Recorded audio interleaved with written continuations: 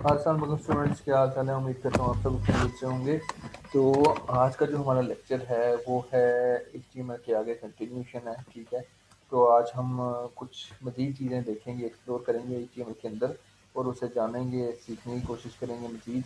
तो आज जो है वो है बेसिक एग्जांपल्स HTML की। ठीक है, इस चैप्टर में हम बेसिक एग्जांपल कुछ देखेंगे और टैग्स जो हैं, जो हमने कुछ लर्न नहीं किए, वो भी हम लर्न करने की कोशिश करेंगे।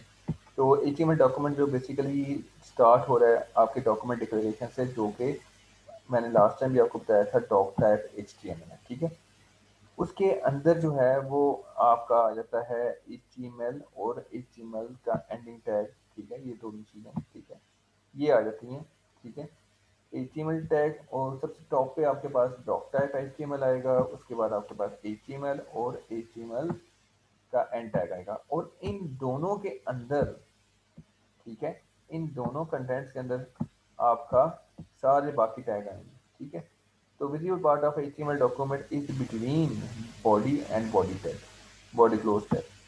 तो यानी कि जो विजिबल पार्ट है ना आपका HTML डॉक्यूमेंट का, यानी कि जो हिस्सा आपको डॉक्यूमेंट का या पेज का जो नजर आता है ना, जैसे कि यहाँ पे आपको ये टाइप हुआ हुआ नजर आ रहा है, इस तरह को दिखाया हुआ नजर आ रहा है, तो ये जो हिस्सा है ना, इसको बॉडी टैग बोलते हैं।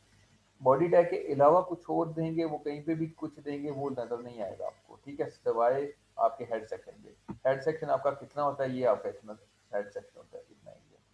टाइटल जिसमें आता है और ये URL आ होता है जिसमें, ये आपका हेड सेक्शन है, बाकी आपकी सारी बॉडी है। और बॉडी के अंदर ही आपने बाकी सारे टैग्स देने हैं, याद रखिएगा, बॉडी के अंदर आपने बाकी सारे टैग्स देने होते हैं। ठीक है, अब जैसे कि यहाँ पे ये एग्जांपल है, ये सबसे ऊपर डॉक टाइप HTML है, ये एक ही बार आएगा, इसका कोई एंडिंग टैग नहीं है। उसके बाद HTML आ रहा है और यहाँ पे गौर से तरह से देखें, एंड पे आपका HTML खत्म भी हो रहा है। ठीक है, अब इसके बीच में आपका बॉडी टैग भी आ रहा है और आपका H1 और P टैग भी आ रहा है। बॉडी टैग क्लोज भी होता है, बॉडी टैग ओपन भी होता है। ठीक है, और इस बॉडी टैग के अंदर जितने भी टैग्स आपके आएंगे, ये आपकी बॉडी पे आपको, यानी कि इस पूरे पेज पे आपको नजर आएंगे। ठीक है, यहाँ पे H1 और पैराग्राफ की जो हेडिंग है वो मैंने दी थी, दिखाई थी आपको करके एक बार। अभी भी प्रैक्टिस के तौर पे मैं आपको दिखा देता हूँ कि इसको हम क्राइट ब्राउज़र पे खोला है मैंने, तो यहाँ पे आपके पास ये कोडिंग है और ब्राउज़र पे आपको किस तरह से दिखाई देगा, ब्राउज़र पे आपको इस तरह से दिखाई देगा, ये चीज़ ऐसे दिखाई देगी। ठीक है, तो ये मैंने आपको दिखाने की वजह से जस्ट एक बार मैंने खोल लिए। अब नेक्स्ट आगे बात करते हैं डॉक्टर डिक्लेरेशन का। डॉक्टर डिक्लेरेशन जो है रिप्रेजेंट करता है डॉक्यूमेंट टाइप को और help browser to display web page correctly, यानी कि वेब पेज को ठीक ढंग से बताने के लिए आपकी डॉक्टर डिक्लेरेशन यूज होती है। It only appears one at the top of the page, यानी ये वन चीज़ आपको बता दी है, ये केस सेंसिटिव लैंग्वेज नहीं है, आप बड़ा छोटा कैपिटल स्मॉल लिख देते हो इसमें। ठीक है, तो डॉक्टर डिक्लेरेशन जो है वो HTML5 के लिए आमतौर पर यूज की जाती है। ठीक है, अब HTML हेडिंग्स के बारे में मैंने आपको लास्ट टाइम भी बताया, H1 H2 H3 H4 and so on, वो है। एक बार हम देख लेते हैं इसको गुजरते गुजरते।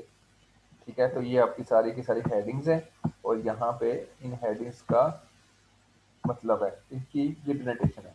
यानी हेडिंग 1 जो है वो आपके पास सबसे बड़ी है, फिर उससे छोटी हेडिंग 2 है, फिर 3 है, फिर 4 है।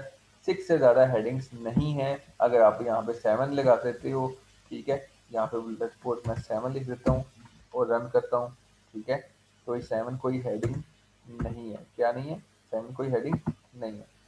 ठीक है, यहाँ पे देखिए अभी कोई हेडिंग बची नहीं, ये एक टेक्स्ट के तौर पे आपको नजर आना शुरू हो गया। ठीक है, तो इसको क्या होना चाहिए था, मजीद छोटा होना चाहिए था, लेकिन ये अब हेडिंग रही नहीं, इसने इसको रिकॉग्नाइज की ही नहीं। ठीक है, तो ये इस तरह से होगा।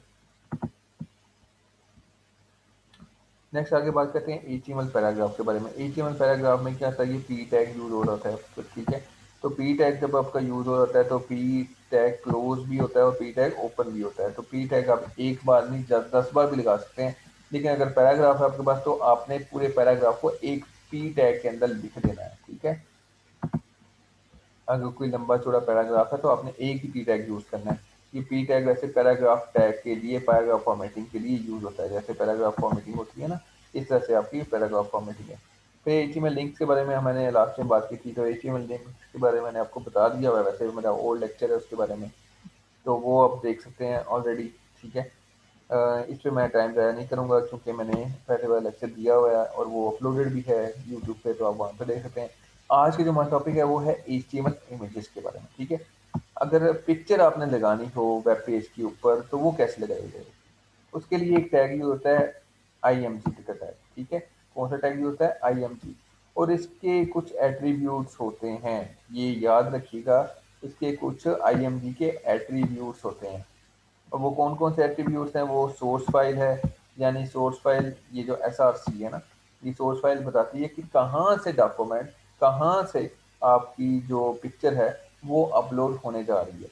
और फिर ऑल्टरनेटिव टेक्स्ट, अगर फर्ज करें आपकी किसी वजह से पिक्चर अपलोड नहीं हो पाती तो उसकी जगह पर एक टेक्स्ट नज़र आ जाएगा आपको। टेक्स्ट उस वक्त नज़र आएगा जब पिक्चर आपको नज़र नहीं आएगी, ठीक है।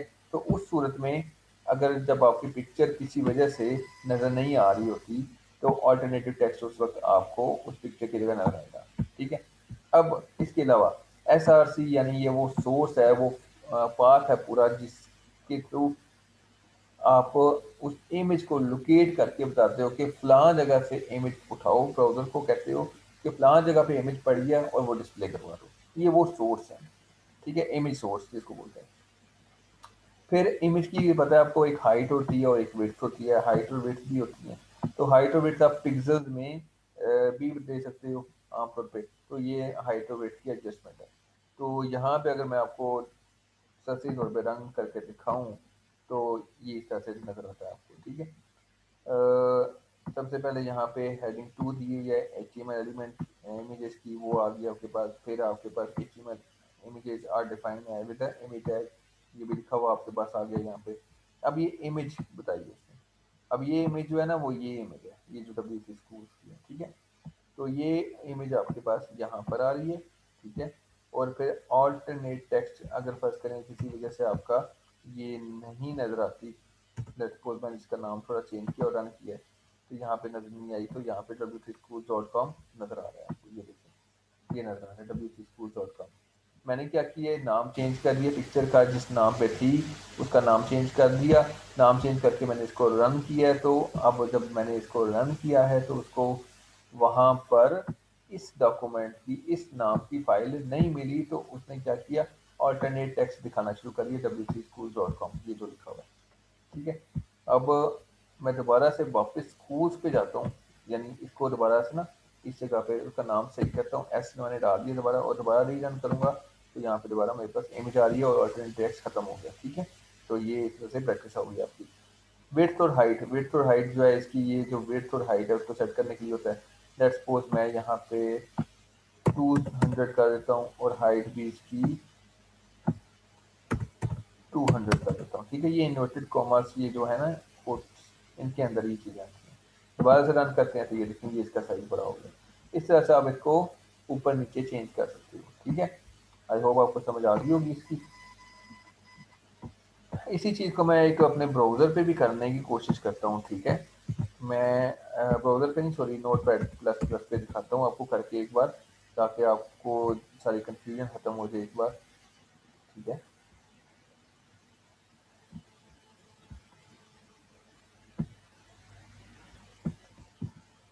ये न्यू फाइल ओपन कर रहे हैं हम, ठीक है। न्यू फाइल में मैंने क्या किया, पेज कर दिया यहाँ पे ये चीज़ को। और लेकिन लेकिन लेकिन मैं इसको सेव करता हूँ, कहाँ पे सेव करता हूँ? सेव करता हूँ मैं डेस्कटॉप पे, ठीक है। डेस्कटॉप पे picture.html के नाम पे सेव कर रहा हूँ, ठीक है। picture.html के नाम पे सेव कर रहा हूँ और यहाँ पे मैं लिख देता हूँ पिक्चर। अब देखिए मेरे पास ये पिक्चर नहीं पड़ी हुई, ठीक है, WC स्कूल की, तो ये मुझे डिस्प्ले नहीं करेगा। दिखाऊँ आपको करके, मुझे ये डिस्प्ले नहीं करेगा। अब यहाँ पे मैं गूगल क्रोम में लॉन्च करके दिखाता हूँ। ये देखिए यहाँ पे ये लॉन्च करा और ये मुझे चीज़ नज़र आ रही है यहाँ पे। क्योंकि मेरे पास पिक्चर नहीं है इसलिए मैं ये नहीं दिखा सकता। और लेकिन फिर पिक्चर लगा के दिखाना तो है आपको। तो उसका तरीका क्या है, मैं अपने डेस्कटॉप के ऊपर देखता हूँ कि मुझे कोई पिक्चर मिल जाए। लाइक ये मेरी पिक्चर के नाम की ही पड़ी हुई है, मोहम्मद अब्रार के नाम की पड़ी हुई है, ठीक है। तो मैं इसी को ही दिखा देता हूँ। आई होप आई गई,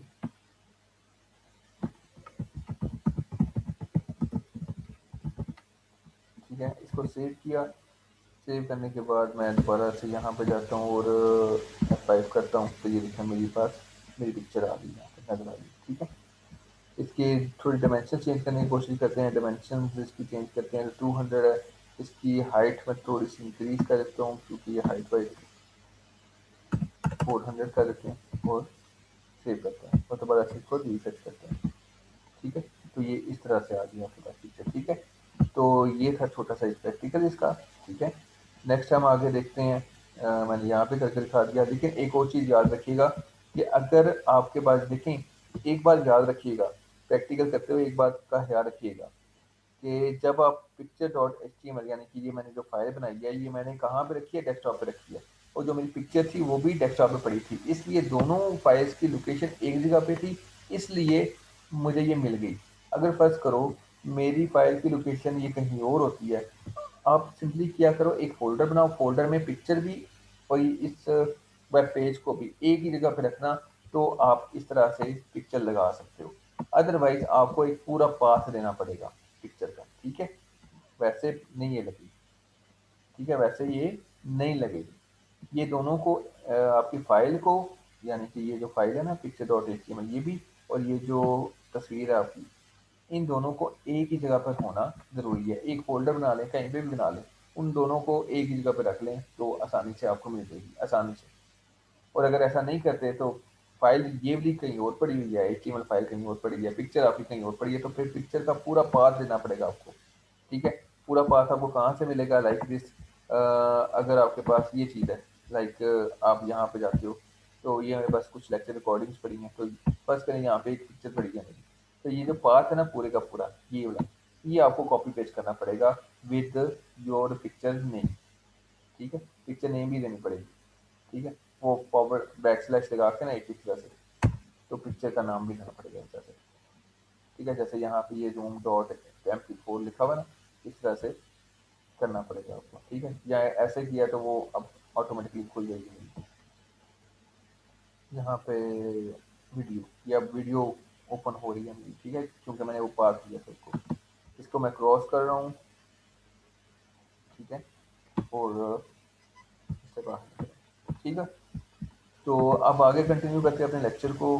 नेक्स्ट, आपने इमेजेस लगाना सीख लिया। ठीक है, अब हम देखते हैं how to view HTML source. HTML source को हम कैसे देख सकते हैं भाई? किसी पेज के सोर्स को देखने का तरीकाकार क्या है भाई? ये आपका डॉक्यूमेंट है। ठीक है, यहाँ ये आपका पेज है, वेब पेज, इस पे जाओ, इस पे राइट क्लिक करो, राइट क्लिक करने के बाद आप व्यू पेज सोर्स कर सकते हो। व्यू पेज सोर्स करोगे तो यहाँ पे जाओ, तो एक नया टैब में आपके पास ये सारा देखो, ये सारा एचटीएमएल लिखी हुई है, ये सारी ए टैग लिखा हुआ है, ये सारा ए टैग है। ठीक है, ये सारी की सारी नेविगेशन मेन्यू बनी हुई है, ये कितना लंबा चौड़ा लिखा हुआ है, ये सारा बच्चे आपको टाइप भी करना पड़ेगा जब आप खुद बनाओगे। ठीक, तो टाइपिंग है और कोई बड़ी चीज़ नहीं है इसमें। ठीक है, तो ये चीज़ इस तरह से आप राइट क्लिक करके भी सोर्स कर सकते हो। ये मैंने आपको बहुत पहले बता दिया। इंस्पेक्ट एलिमेंट्स, एचटीएमएल एलिमेंट, ये आप कैसे कर सकते हो? किसी भी एलिमेंट को इंस्पेक्ट करना हो तो right click of an element और blank area and choose inspect element. क्या करना है, ये इंस्पेक्ट एलिमेंट इस तरह से भी कर सकते हो आप। ठीक है, तो इंस्पेक्ट एलिमेंट करते हो तो आपके पास एक छोटी सी ये खुल जाता है ये चीज़। ठीक है, एक पूरा डायलॉग बॉक्स खुल जाता है। अब यहाँ पर जिस चीज़ पे आप क्लिक करोगे, यानी कि मैंने इस पर क्लिक किया है, तो मेरे पास ये सारी चीज़ आ गई। ठीक है, मैं इस पे क्लिक करता हूँ, तो मेरे पास जहाँ पे भी मैं क्लिक करूँगा ना, तो वो चीज़ आ जाएगी मेरे पास, लाइक दिस। ये पूरे का पूरा ना, ये एलिमेंट्स हैं, ये सारे सारे एलिमेंट्स मुझे नज़र आ रहे हैं। अब मैं चाह रहा हूँ कि इसकी फॉर्मेटिंग देखनी है, मैंने CSS देखना है, स्टाइल देखने हैं, तो मुझे वो यहाँ पे सारी स्टाइल इसकी नज़र आ रही है। ये पी टैग के अंदर जो इसकी जो स्टाइलिंग हुई है, ये आपको अभी समझ नहीं आएगी स्टाइलिंग की, क्योंकि ये CSS है। ये चीज़ क्या है, ये CSS है, और ये ऊपर क्या है, ये HTML है। ठीक है, अब इसके ऊपर जहाँ जहाँ मैं करूँगा क्लिक, अब ये देखो इसकी जो डिज़ाइनिंग है वो कैसे हुई है। अब ये H1 H2 H3 H4 H6 की फॉन्ट फैमिली, उसने कहा है कि ये सारी फॉन्ट फैमिली आपके पास ये होनी चाहिए, अगर ये नहीं तो ये है, ये नहीं तो ये हो। ठीक है, तो फॉन्ट साइज में 400 बताया हुआ है, 10 पिक्सल से मार्जिन बताया हुआ है, और 0 बताया हुआ है। ठीक हो गया, ये सारी इस तरह से उसमें चीज़ें बताई। तो ये कुछ इस तरह से हो रहा है काम। ठीक है, तो ये इंस्पेक्ट एलिमेंट करने का, ये आमतौर पे जब आप वेब पेज बना रहे होते हो ना, तो वेब पेज बनाते हुए कुछ गलतियाँ या कुछ चीज़ें आपने नोट डाउन करनी हो किसी की भी, या आपको फर्स्ट तरह ये एक चीज़ पसंद आई है, आप चाहते हो कि आपको ना लाइक ये जो चीज़ है ना, ये जो पैराग्राफ है ये इस तरह से आपको भी पैराग्राफ चाहिए, तो आप चाहते हो कि मैं इसको कॉपी कर लूँ या देखूंगे क्या कैसे किया, तो आप यहाँ से जाके आप चेक कर सकते हो कि भाई ये जो है ना, ये पैराग्राफ जो है, ये पैराग्राफ जो है राइट क्लिक वाला है, ये इसका क्या होगा, यानी इस पैराग्राफ की किस तरह से स्टाइलिंग की गई है, तो वो इसकी स्टाइलिंग कुछ ऐसे ये चीज़ है, ठीक है। ये आप सीधा कॉपी करो और अपने ऊपर पेस्ट कर सकते हो, तो एज इट इज़ आपके पास ये चीज़ भी बन जाएगी। ठीक है, ये शॉर्टकट बता दिया मैंने आपको। ठीक हो गया, यहाँ से आप इसको क्रॉस करो, दैट्स इट। नेक्स्ट पेज पे जाते हैं हम, नेक्स्ट देखते हैं कि वो क्या है, एलिमेंट्स के बारे में देखते हैं। एलिमेंट्स क्या कहते हैं कि भाई जो आपके पास पहले स्टार्टिंग एलिमेंट होता है, फिर आपके पास एंडिंग एलिमेंट होता है, स्टार्टिंग टैग है आपके पास और एक एंडिंग टैग है, ये टैग्स होते हैं और इनके बीच में जो कुछ भी आप देखते हो वो आपका लिखा जाता है, ये स्टार्ट टैग एंड टैग ये सारा कुछ लिखा हुआ है। अब एक टैग के अंदर आप मुख्तलिफ टैग भी लिख सकते हो, nested HTML elements. Nested HTML element का क्या मतलब है, इसका मतलब ये है कि एक टैग के अंदर, यानी फर्ज करो ये h1 है, h1 के अंदर आप p टैग भी लगा देते हो, p टैग के अंदर आप कोई और टैग भी लगा देते हो, फिर h1 लगा देते हो, इस तरह से भी हो सकता है। ठीक है, नेस्टेड भी ला सकते हैं। HTML elements can be nested, this means that elements can contain other elements, यानी कि एक एलिमेंट के अंदर दूसरे एलिमेंट्स भी आ सकते हैं। ठीक है, कैसे ऐसे हो सकता है, all HTML consist of nested elements। ठीक है, the following example contain 4 elements, यानी कि ये सारे बेसिकली नेस्टेड एलिमेंट्स हैं। वो क्या कह रहा है कि जितने भी डॉक्यूमेंट एचटीएमएल डॉक्यूमेंट्स हैं उसमें नेस्टेड एलिमेंट्स ही होते हैं। कैसे, देखो एचटीएमएल एक एलिमेंट है, उसके अंदर आप बॉडी टैग भी यूज़ कर रहे हो, h1 भी यूज़ कर रहे हो, p टैग भी यूज़ कर रहे हो, यानी आमतौर पे एक टैग के अंदर आप, अब ये देखो इसके अंदर आपने ये भी बॉडी टैग के अंदर आप h1 और p टैग यूज़ कर रहे हो, और एचटीएमएल टैग के अंदर आप ये बॉडी टैग को भी यूज़ किया हुआ है, h1 को भी यूज़ किया हुआ है, p टैग को भी यूज़ किया हुआ है। ठीक है, अब पी के अंदर फर्ज करो मैं यहाँ पे ना ट्राइड ब्राउज़र खोलता हूँ और यहाँ पर मैं माय फर्स्ट, और यहाँ पे मैं दोबारा से क्या करता हूँ, h1 लगा देता हूँ, क्या लगाता हूँ, h3 लगाता हूँ, चलो, और यहाँ पे फिर क्लोज करता हूँ h3 को। ठीक है, और ये लो मैंने ऐसा कर दिया, माय फर्स्ट पैराग्राफ, ये अब जो पैराग्राफ है ये वाला जो है ये किस में आ गया, ये h3 में आ गया। समझ आ गई बात, ये इस तरह से भी हो सकता है, मुमकिन है। क्लियर होगी बात, यानी ये नेस्टेड एलिमेंट्स भी हो सकते हैं। ठीक है, आमतौर पे है ही नेस्टेड है। एग्जांपल एक्सप्लेन, ये मैंने आगे ऑलरेडी बता दिया आपको सारा, जो एक्सप्लेन करना था मैंने वो ऑलरेडी कर दिया है। Never skip the end tag, वो कहता है कि भाई आपने एंड टैग नहीं करना, अगर some elements HTML element display correctly when even if you forgot end tag. वो कहता है कि कुछ एलिमेंट्स ऐसे हैं कि अगर आप उनका एंड टैग जो है वो खत्म नहीं भी देते ना, अगर भूल भी जाते हो एंड टैग देना, तब भी वो ठीक तरह से काम करते रहेंगे। ठीक है, जैसे कि पी टैग जो है, इसका आप देखो एंड टैग को नहीं दिया हुआ, और फिर ये पी टैग है, इसका भी एंड टैग नहीं दिया हुआ, तो आप उसका प्रैक्टिस करके देखो, तो एंड टैग ना भी दोगे ना तो भी ये चलेगा। हम ये नहीं कह रहे, इसका मतलब ये नहीं है कि आप एंड एंड टैग जो है, आखिरी टैग जो है ना, इसका जो क्लोजिंग टैग था वो देना बंद कर दो। बिल्कुल नहीं बंद करना, आप लोगों ने बिल्कुल नहीं खत्म करना। हर चीज़ के दो दो टैग्स हैं, स्टार्टिंग टैग है और एक एंडिंग टैग है। कुछ एलिमेंट्स ऐसे हैं जिनका सिर्फ एक ही टैग है, वो मैं आगे इन फ्यूचर बताऊंगा, लेकिन इसका मतलब बताने का ये है कि आप कहेंगे ना कि सर कुछ ये पी टैग है, कई बार आप ऐसे नोट करेंगे कि कुछ ऐसे एलिमेंट्स भी हैं या ऐसे टैग्स भी हैं जिनका अगर आप क्लोजिंग टैग नहीं भी देते तभी वो ठीक तरह से काम कर रहे होते हैं। ठीक है, और कुछ ऐसे हैं कि जिनका आप क्लोजिंग टैग खत्म कर देते हो तो या फिर नहीं दे पाते, तो वो प्रॉब्लम जनरेट करते हैं, वो ठीक तरह से डिस्प्ले नहीं देते। तो इसलिए आप कोशिश ये करें कि जो चीज़ जैसे है एक्चुअली में बनी हुई वैसे ही करें, उससे गड़बड़ ना करें, ये चीज़ें प्रॉब्लम क्रिएट करेंगी। However, never rely on this unexpected result and errors may occur if you forget end tag। ठीक है, वो क्या कहता है कि इस चीज़ पर रिलाई ना करें, अगर आप एंड टैग नहीं देते हैं, फॉरगेट करते हैं, तो आपको एरर्स, अनएक्सपेक्टेड एरर्स भी आ सकते हैं, अनएक्सपेक्टेड रिजल्ट्स भी आपको मिल सकते हैं। तो इसलिए बेहतर है कि आप प्रॉपर तरीके से यूज़ करें। Empty HTML elements, empty HTML elements कौन से हैं, ऐसे एलिमेंट्स जो जिनका में कोई कंटेंट ना नहीं होता। ATM elements with no content are called empty elements, जिसमें कोई कंटेंट आप नहीं देते वो आपके एम्प्टी एलिमेंट्स हैं। ये बी आर टैग जो है वो लाइन ब्रेक टैग है, और ये एम्प्टी एलिमेंट टैग है विदाउट क्लोजिंग टैग। इसका कोई क्लोजिंग टैग नहीं है, समझ आ गई? इसका क्या है, कोई भी क्लोजिंग टैग नहीं है, ये एम्प्टी एलिमेंट है, इसके अंदर कोई एलिमेंट भी नहीं आता। जस्ट खाली जहाँ पे ये होगा इसका मतलब है कि वो उस जगह से लाइन को तोड़ दो और अगली लाइन शुरू कर दो। जहाँ पे भी ये बी आर टैग नजर आएगा इसका मतलब है, अब देखें this is a B R tag. अब बी आर टैग है ना, तो इसका मतलब है कि अब ये बेसिकली एक लाइन लिखी हुई है ये चीज, this is a paragraph with line break, ठीक है, ये एक लाइन लिखी हुई है। अब ये बी आर टैग जहाँ पे भी आएगा ना वो क्या करेगा, इस लाइन को तोड़ के इससे आगे आने वाले जितने भी कंटेंट्स हैं, जैसे कि ये पैराग्राफ है, ये चीज, ये जो कंटेंट्स हैं इनको वो अगली लाइन में शिफ्ट कर देगा। क्या करेगा, उससे नेक्स्ट लाइन में शिफ्ट कर देगा। जैसे यहाँ पे देखो, ये देखा, ये बी आर टैग है, बी आर टैग जैसे ही यूज किया तो ये काम यहाँ पे हो गया। अगर मैं बी आर टैग को यहाँ से हटा देता हूँ, रिमूव कर देता हूँ, ठीक है, और फिर रन करता हूँ, तो देखो ये नॉर्मल हो गया, बिल्कुल एक ही लाइन में आया। और अगर मैं बी आर टैग को यहाँ पे यूज करता हूँ लैंग्वेज में, ठीक है, और यहाँ पे मैं ऐसे चला रहा हूँ, तो देखो यहाँ पे ये आ गया बी आर टैग। क्लियर होगी बात, समझ आ गई होगी आपको? ठीक है, नेक्स्ट आगे बात करते हैं हम। देखिए में जो है वो केस सेंसिटिव लैंग्वेज नहीं है, बात सीधी सी है।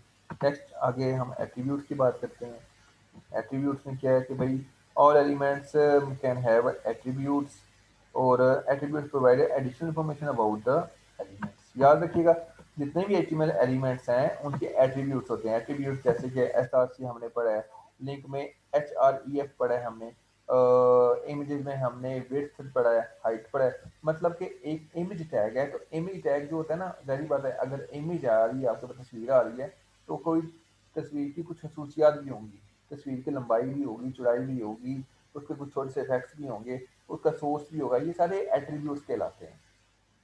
ठीक है, तो तमाम एलिमेंट्स, एक ही में एलिमेंट जो है उनके एट्रीब्यूट होते हैं। Attributes provide additional information about elements, यानी एलिमेंट्स के बारे में एडिशनल मालूमात प्रोवाइड करते हैं जो कि ज़रूरी होती हैं। Attributes are always specified with star tag, ठीक है। वो एट्रीब्यूट्स जो जितने भी एट्रीब्यूट्स हैं ना किसी भी टैग के या एलिमेंट के जो होते हैं वो स्टार्टिंग टैग में आएंगे, समझ आई? स्टार्टिंग टैग जो होता है ना, जो left bracket, left angle bracket और राइट एंगुलर ब्रैकेट, यानी जो लेस देन और ग्रेटर देन वाला साइन है, ठीक है, यानी ये वाला साइन जो है, ठीक है, इसमें आएंगे, स्टार्टिंग टैग में आएंगे। जितने भी एट्रीब्यूट्स हैं आपके स्टार्टिंग टैग में आएंगे, और टैग को बंद होने से पहले पहले बीच बीच में आएंगे, ठीक है, ये याद रखिएगा, ये इंपॉर्टेंट बात है। और attribute usually comes with name value pair, यानी कि नेम भी एट्रीब्यूट जो है ना ये इस पेयर में आते हैं।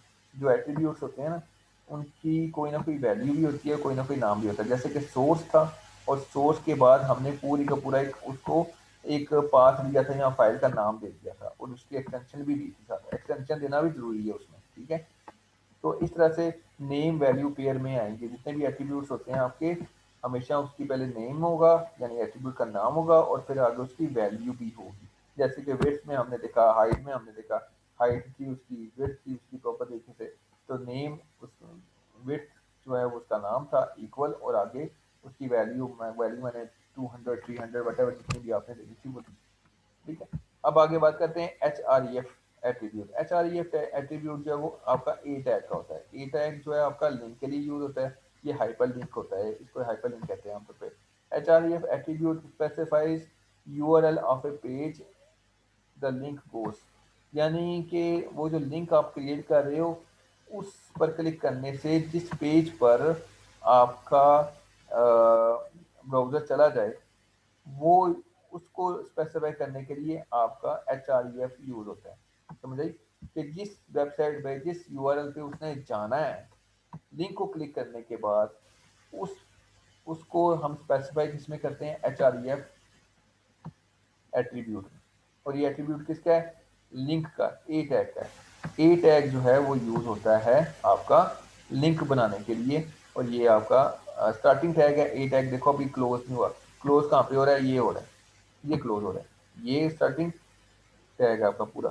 और यहाँ पे एच आर ई एफ लिखा, ये एच आर ई एफ क्या है, ये नेम है, ये जो मैं नेम की बात कर रहा था ना, ये वाली, इस ये नेम है आपका एच आर ई एफ। ये एट्रीब्यूट का नाम है, और फिर इक्वल साइन लगाया और फिर उसकी वैल्यू दी। वैल्यू क्या है? ये वैल्यू, यानी कि ये वो यूआरएल, ठीक है, ये वो यूआरएल है, ये वैल्यू का काम दे रहा है। तो ये बात क्लियर होगी कि एट्रीब्यूट जो है वो काम with name pair, name value pair, यानी कि नेम भी होगा उसका और उसकी वैल्यू भी होगी। तो आगे ये उसका लिंक है विजिट W3 स्कूल्स। अब यहाँ पे इस पर क्लिक करें तो मैंने आपको फिर से दिखा देता हूँ एक बार, ये हालांकि मैंने प्रैक्टिकल करवा दिया हुआ है पहले ही, लेकिन एक बार फिर से दिखा रहा हूँ आपको कि ये आपका टैग है और ये आप यूजर है। अब इस पे क्लिक करने से आप इस वेबसाइट पे पहुंचोगे, ये वेबसाइट पे, ठीक है।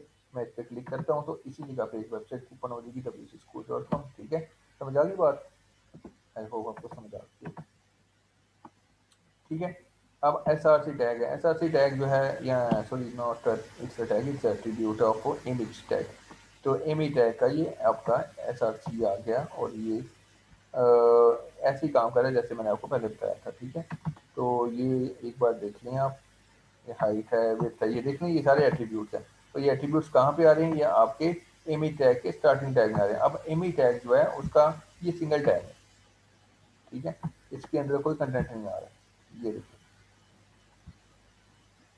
ठीक हो गया। या हाल ही आपकी इमेज प्रोवाइड कर रहा है आपको एब्सोल्यूट यूआरएल। आपसे दो तरह के यूआरएल हैं, अब याद रखिएगा ये बात सीखने वाली है जो मैं अभी आपको बताने वाला हूँ, ठीक है।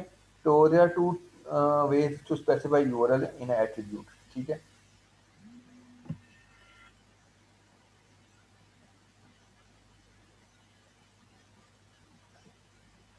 एब्सोल्यूट यूआरएल है links to external image that is hosted on another website। For example ये, मैं इसको क्लिक करता हूँ और देखते हैं वो क्या कह रहा है कि भाई ये आपको एब्सोल्यूट यूआरएल कौन सा होता है? वो एब्सोल्यूट यूआरएल होगा जो कि एक्सटर्नल इमेज को बताता है, जो कि किसी और वेबसाइट पे पड़ी हुई है, ठीक है। लाइक दिस, जो किसी वेबसाइट पे पड़ी हो उसे हम क्या बोलेंगे? सॉरी यहाँ पे इसको कोई नहीं मिली, बहरहाल वो कह रहा है कि भाई ये जो है एब्सोल्यूट यूआरएल वो होगी जो कि एक्सटर्नल इमेज को रिप्रेजेंट कर रही है जो कि किसी और वेबसाइट पर होस्ट हुई है, ठीक है। External images might be under copyright, यानी कि ये कॉपीराइट भी हो सकती है। If you do not get permission to use it you may be violation laws. In addition you can not control external images, it is suddenly remove और unchange. वो कहता है कि भाई उसने शायद ये रीज़न भी बता दिया कि हो सकता है वो एक्सटर्नल इमेजेस जो हैं वो कॉपीराइट हों, और अगर आपको उसकी परमिशन ना मिल रही हो तो हो सकता है कि आपको कॉपीराइट एक्ट का सामना करना पड़े, और ऐसा भी मुमकिन है कि वो वहाँ से रिमूव कर दी जाए या चेंज कर दी जाए, जैसे अभी इस केस में हुआ है, ठीक है। अभी इस केस में हुआ भी आपके सामने। तो रिलेटिव यूआरएल क्या होता है? रिलेटिव यूआरएल जो है links to an image that is hosted within organization, जैसे कि एक ऑर्गेनाइजेशन के अंदर, यानी एक वेबसाइट के अंदर अपनी ही तस्वीरें वो लगा रहा होता है या दिखा रहा होता है। जैसे कि यहाँ पे जो तस्वीरें हैं, ये जो तस्वीरें आपको नजर आ रही हैं, यहाँ कुछ और नजर आ रही हैं, ठीक है। तो आमतौर पर जितनी भी आपको पिक्चर नज़र आ रही हो यहाँ पे, ठीक है, वो इसी वेबसाइट के अंदर होस्ट हुई हैं, यानी कि इसी के फोल्डर के अंदर होंगी। मीन्स के वेबसाइट का अपना एक फाइल्स का, इमेजेस का फोल्डर होगा, जैसे मैंने तस्वीरें आपको बताई थी कि पिक्चर्स जो हैं वो आप एक फोल्डर के अंदर रखना और फाइल भी अंदर रखना उसी फोल्डर के, और तस्वीर भी अंदर रखना, तो आप डायरेक्टली उसको एक्सेस कर सकते हो। अगर वो कहीं और पे फाइल पड़ी हुई है तो उसका मुकम्मल पाथ देना पड़ेगा आपको उसको एक्सेस करने के लिए, और अगर वो वहाँ से मूव हो जाए तो वो पिक्चर फिर नहीं मिलती आपको, ठीक है। तो here the URL does not include the domain name, ठीक है, इसमें क्या कि इसमें डोमेन नेम नहीं आएगा। If the URL begin with the slash it will be a relative to the current page, ठीक है। जैसे कि ये आ गया, ठीक है, फॉर एग्जांपल ये चीज़ है, ये चीज़ क्या है, ये इसका मतलब ये है कि आपकी वेबसाइट के अंदर ही या एक फोल्डर के अंदर ही आपका जो है ना, जहाँ पे ये फाइल आपकी सेव पड़ी है जो आपकी पिक्चर दिखाना चाह रही है, वो फाइल जो एचटीएमएल डॉक्यूमेंट जो है वो जो आप दिखाना चाह रहे हो वो, और ये दोनों एक ही जगह पे हैं। तो कुछ ऐसा आएगा आपको सर, सिर्फ आपने इमेज का नाम लिखना है और जेपीजी लिख देना है, यानी उसकी फाइल एक्सटेंशन लिखनी है। If you will begin with a slash it will be a relative to a domain. For example ये चीज़ कि अगर आप का यूआरएल जो है वो इस तरह से आता है लंबा चौड़ा सा। इसका मतलब है कि आपके डोमेन के अंदर ही कहीं किसी ना किसी फ़ोल्डर के ऊपर पड़ा हुआ है, आप उसका पाथ दे दें मुकम्मल, ठीक है? तो ये वो चीज़ आ गई आपके पास, ठीक है? मैं दोबारा रिपीट करता हूँ, URL does not include the domain name if the URL begin without slash. अगर स्लैश से के बगैर मिल रहा है तो उसने क्या किया है कि स्लैश के बगैर है तो वो फिर रिलेटिव है टू द फ्रंट पेज के रिलेटेड है, रिलेटिव है मीन्स के दोनों, वो जो फ्रंट पेज है आपका और वो जो पिक्चर है वो दोनों एक ही जगह पड़ी हैं।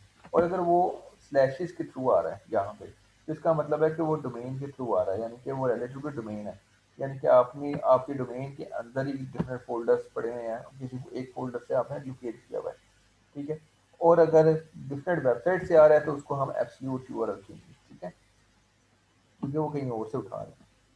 So this is almost always the best use to relative URLs. This will not break you if you change domain. ठीक है? तो बेहतरीन तरीका ये है कि आप relative यूज़ करें, ठीक है? अपने डोमेन के अंदर ही सारे पिक्चर वगैरह रखें, बजाय कि दूसरों की वेबसाइट पर डिपेंड होने से बेहतर है अपने उधर से बेशक डाउनलोड कर लें और अपने पास रखें और वहाँ से आप रिलेटिव यूआरएल बनाएं। आइटोवेटेड के बारे में, एट्रीब्यूट में मैं बता चुका हूँ आपको ऑलरेडी। आर्ट के बारे में मैं ऑलरेडी बता चुका हूँ आपको, ठीक है? स्टाइल्स एट्रीब्यूट, ये न्यू एट्रीब्यूट है। ये स्टाइलिंग पर्पस के लिए यूज़ किया जाता है एट्रीब्यूट, ठीक है? किस लिए यूज़ किया जाता है? स्टाइलिंग पर्पस के लिए। कौन से स्टाइलिंग पर्पस के लिए? Styling purpose, the style attribute is use to add style to that element such as colour, font, size and more. Means के अगर आप चाहते हैं ना कि डिफरेंट कलर में आए, फॉन्ट में आए, डिफरेंट साइज में आए, तो इस तरह की जब चीज़ आप चाहते हो कि मेरे जो हैंड राइटिंग है या जो राइटिंग है वो डिफरेंट कलर में आए, फॉन्ट साइज का चेंज हो जाए या फॉन्ट चेंज हो जाए, तो इसके लिए एक एट्रीब्यूट है जिसका नाम है स्टाइल। तो ये स्टाइल टैग जो है ना आप मुख्तलिफ जगहों पे यूज़ कर सकते हो। ये इनलाइन है। इनलाइन मतलब कि सबसे ज़्यादा प्रायोरिटी इसकी होती है स्टाइल टैग की। तो ये स्टाइल टैग जो है ये आपके बेसिकली स्टाइल जो एट्रीब्यूट है ये आपका स्टार्टिंग टैग के अंदर यूज़ हो रहा है। हम इसको चेक करके देखते हैं पी टैग को क्या किया हुआ है, रेड किया हुआ है इसने। तो ये देखो ये सिंपल था, एच टू जो है ऊपर वाला, ये जो देखते हो ये कोडिंग के अंदर, ये एच टू जो है ये सिंपल है और यहाँ पे देखो ये आपको सिंपल ही नज़र आ रहा है। ये पी टैग जो है ये भी सिंपल दिया और उसने और कुछ भी नहीं दिया, स्टाइल टैग के बगैर दिया। अब यहाँ पे देखो ये पी टैग जो है वो स्टाइल टैग के साथ दिया उसने। तो पी टैग जो है पी टैग के अंदर उसने स्टाइल एट्रीब्यूट दिया, स्टाइल के अंदर इक्वल और कलर रेड दिया उसने। साथ बताया कलर भी कौन सा है, यहाँ पे रेड है। अब यहाँ रेड की जगह पे मैं ग्रीन कर लेता हूँ लेट्स सपोज, तो फिर रन करता हूँ तो यहाँ पे अब ग्रीन हो गया है, देखते हैं ये ग्रीन कलर हो गया। तो ये जो आपने अब यहाँ पे कलर भी लिखना है, फिर कॉलन लिखना है और फिर ग्रीन लिखना है। अगर और उसके बाद ये आपने जो टर्मिनेटर बोलते हैं इसको यहाँ पे सेमी कॉलम बोलते हैं, तो ये आपने लाजमी देना है। अगर ये नहीं देते तो प्रॉब्लम हो सकती है, मुमकिन है कि प्रॉब्लम हो, ठीक है? मुमकिन है कि प्रॉब्लम हो, लेकिन फ़िलहाल यहाँ पे नहीं हुई, लेकिन ये है कि हो सकती है। तो ये आपने इन दोनों चीज़ें इन्वर्टेड कॉमर्स के अंदर देनी है, फिर आपने कलर लिखना है और फिर कॉलम लिखना है, उसके बाद कलर का नाम लिखेंगे। ये इसका सिंटैक्स है। इसके अलावा किसी और तरह से काम करोगे तो एरर आ सकता है, प्रॉब्लम आ सकती है। जैसे कि मैं कॉलम नहीं देता तो यहाँ पे ऐसे लिख देता हूँ, तो यहाँ पे प्रॉब्लम हो सकती है। ये देखो प्रॉब्लम होगी, ये देखो ये ग्रीन कलर में नहीं आया, ठीक है?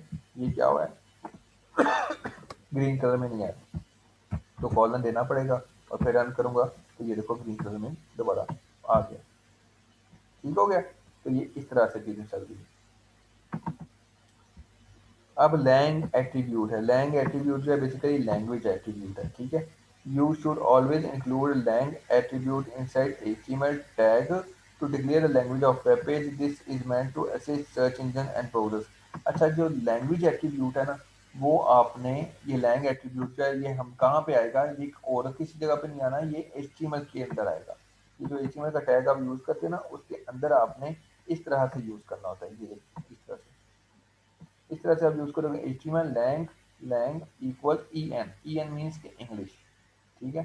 तो ये आपको बेसिकली बता रहा है या ये किस लिए यूज़ हो रहा है, ये आप लैंग्वेज डिफाइन कर रहे हो कि लैंग्वेज कौन सी है, ये इंग्लिश लैंग्वेज है, ठीक है।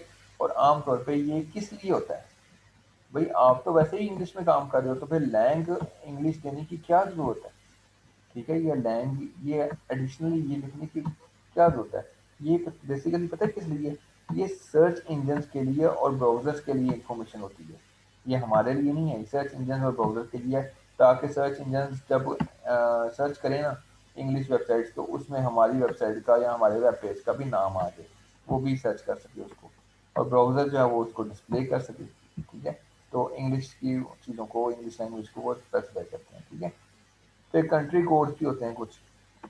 Country code can also be added to a language code in the language attribute. So the first two characters define the language of the HTML and last two characters define the country. ठीक है। तो last to characters जो हैं वो पहले दो जो हैं जैसे ये थे, इसमें तो है ही दो है ना, तो लेकिन पहले दो यहाँ पे इस केस में देखो, पहले दो जो हैं वो लैंग्वेज बताते हैं, और जो दूसरे दो हैं वो कंट्री बताते हैं, ये कंट्री कौन सी है, ठीक है। तो इस तरह से भी ये काम होता है। E N dash US, English कौन सी, यूएस की, यूके की, यूएस की। अब आगे टाइटल एट्रीब्यूट है। टाइटल एट्रीब्यूट में क्या करता है कि भाई पी टैग में टाइटल भी आ रहा है यहाँ पे, देखिए। Title attribute define some extra information about element, यानी टाइटल एट्रीब्यूट जो है वो कुछ एक्स्ट्रा इन्फॉर्मेशन देती है। टाइटल एलिमेंट ये वो टाइटल नहीं है जो कि हेड सेक्शन के अंदर आता है, ये अलग से ये एट्रीब्यूट है। वो क्या था, वो टैग था, वो क्या था, वो एक एलिमेंट था खुद से। ये एट्रीब्यूट है, एलिमेंट और एट्रीब्यूट में फर्क है। एलिमेंट खुद इस तरह से होता है, जैसे ये पी टैग है या पी एलिमेंट है, तो ये क्या है, ये एट्रीब्यूट है जो कि अगर माउस हम लेके जाएंगे ना उसके ऊपर, पैराग्राफ के ऊपर, यहाँ पे पैराग्राफ है ना, ये किसी का पैराग्राफ, तो ये कुछ एक्स्ट्रा इन्फॉर्मेशन देता है किसी, मैं मतलब कि इसके ऊपर ले लिया था, जैसे कि मैं दिखाता हूँ, पहले पहले बताता हूँ आपको। देखिए इसके ऊपर लेके गया हूँ ऐसे, तो यहाँ पे देखो मैं इसके ऊपर लेके गया हूँ, तो नीचे क्या लिखा हुआ है, I am a tool tip. इसके ऊपर लेके जाता हूँ तो यहाँ पे भी लिखा था आई एम टूल टिप।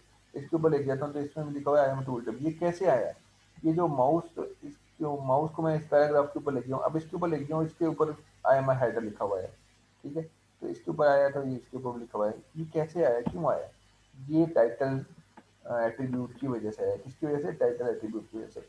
अब H2 जो है उसके अंदर हमने किसी भी एलिमेंट में एडिशनल इंफॉर्मेशन देनी हो, जब हमारा माउस उसके ऊपर जाए, फर्स्ट करो मैं इसके ऊपर माउस लेके जाता हूँ, कुछ भी नहीं लिखा होता, या बल्कि ये लिखा हुआ है एडिशनल इंफॉर्मेशन आ गई है इसकी, ठीक है। तो ये किससे के थ्रू आ रहा है, ये देखो यहाँ पे मैंने लिखा हुआ है, ये इसके थ्रू भी आ रहा है, इधर भी आ रहा है, इधर भी आ रहा है, इधर भी आ रहा है, ये अब इसके ऊपर लेके जाता हूँ, यहाँ पे भी आ रहा है, ठीक है।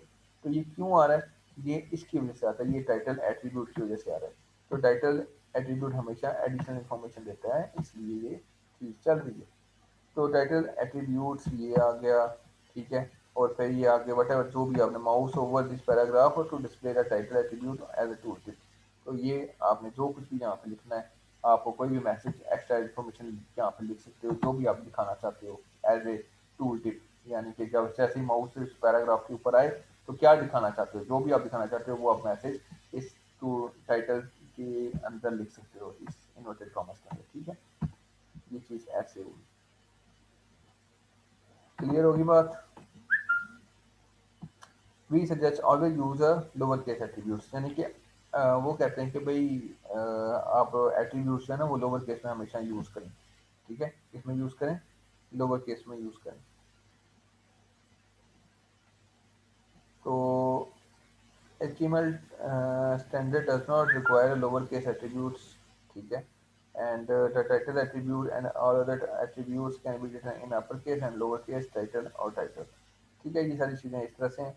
और आगे सिंगल और डबल कोट्स भी आते हैं। Single double quotes around attribute values are most common in HTML। क्या कहता है कि एट्रीब्यूट वैल्यूज के जो होती हैं, एट्रीब्यूट की जो वैल्यूज होती हैं वो डबल कोट्स में आती हैं आमतौर पे, बट सिंगल कोट्स आल्सो भी यूज, सिंगल कोट्स भी आप यूज कर सकते हो, लेकिन ज़्यादातर डबल कोट्स यूज की जाती हैं। तो जो चीज़ चल रही है उस तरह से करो आप। When attribute value itself contains a double quote, it is necessary to use a single quote, ठीक है। When attribute value itself contains a double quotes, it is necessary to use a single quote, ठीक है। तो ये चीज़ इस तरह से भी आप यूज़ कर सकते हो। जॉन शॉटगन और ये इस तरह से, फिर आगे इस तरह से भी यूज़ कर सकते हो, वाइस वर्सा। ठीक है, तो ये काम इस तरह से भी चल जाता है। ठीक है, ये टाइटल टाइटल इस तरह से आप दे रहे हो, ये देख लें।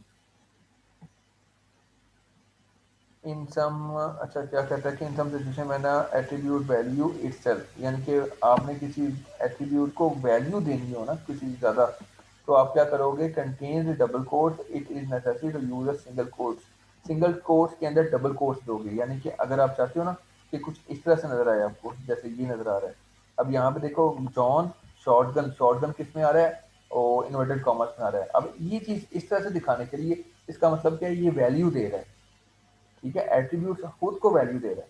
तो इसमें क्या है कि बाहर से जो आउटर इन्वर्टेड कॉमर्स हैं वो आपने सिंगल रखने हैं, और अंदरूनी आपने डबल रख लेने हैं। तो इस तरह से आप डिस्प्ले भी करवा सकते हो इन्वर्टेड कॉमर्स को इन टूल किट के अंदर। ठीक है, और ये इस तरह से, अगर डबल बार रखते हो अंदर आपने सिंगल कर देना है, इस तरह से। जैसे यहाँ पे ये सिंगल कोट्स हैं, ये देख रहे हो, ये सिंगल कोट्स हैं, और अंदर आपने डबल कर दिए हैं, और बाहर डबल है तो अंदर आपने सिंगल कर दिए हैं। ये वैल्यू देने के लिए, जस्ट वैल्यूज को इंक्रीज करने के लिए। ठीक है, जैसे यहाँ पे move your mouse and paragraph to see the effect, ये चीज, when the attribute value itself contains a double quotes, it is necessary to use a single quote, और अगर सिंगल कोड है तो फिर अंदर डबल कोड, और डबल कोड बाहर है तो अंदर सिंगल कोड। ठीक है, तो आज हमने क्या पढ़ा, एच ई आर एफ के बारे में पढ़ा, ए टैग पढ़ा, एस आर सी देखा, एम ई टैग देखा, वेट्स और हाइट देखी, आर टैग देखा, एम ई देखा, स्टाइल टैग देखी, language H T M L देखी, और टाइटल देखा। तो ये एक्सरसाइजेज हैं बेटा, ये आपने खुद से करके बतानी है, मुझे दिखानी है, इसका आंसर बताना है आपने। ठीक है, तो आज के लिए इतना ही था, कल इंशाल्लाह हम ज़्यादा पढ़ेंगे मज़ीद। तो तब तक के लिए अल्लाह हाफिज़। कोई क्वेश्चन है तो पूछ लीजिएगा। Thank you so much.